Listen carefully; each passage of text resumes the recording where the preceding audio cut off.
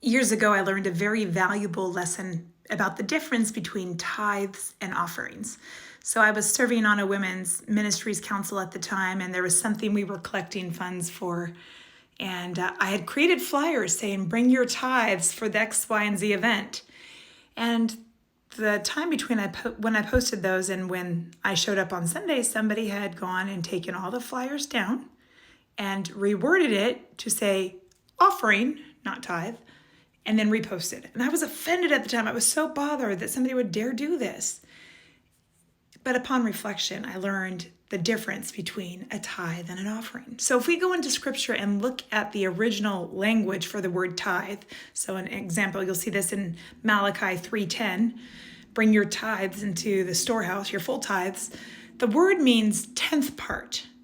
So this harkens back to some of the earliest scripture where people gave a tenth of all that God had given them back to God in his service. And we do this through regular tithing. So for example, what this means in modern day is you would take 10% of your income and put it in the offering plate on Sundays. It is meant to support the work of God in the world.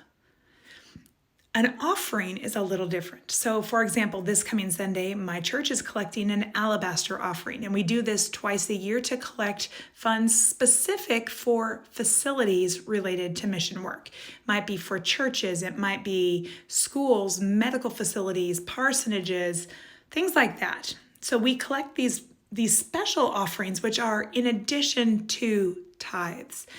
So when you are giving an offering, it is saying, God, I recognize that you have given me much. I have already given as you desire through my tithes, but I am feeling laid upon my heart that I'm going to give above and beyond that to support these special things. So we might support different offerings throughout the year. We might do a Thanksgiving offering, an Easter offering.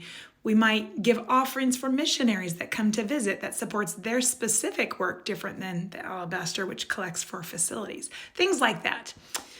The key takeaway for us in all things, first of all, God, this is between you and God. No one's looking at you saying, oh, you only gave 9%. They shouldn't be. It's between you and God as God lays on your heart and how you respond to God. But the tithe is the 10th part of your income. The offering is above and beyond that. Something to contemplate today. Blessings on you.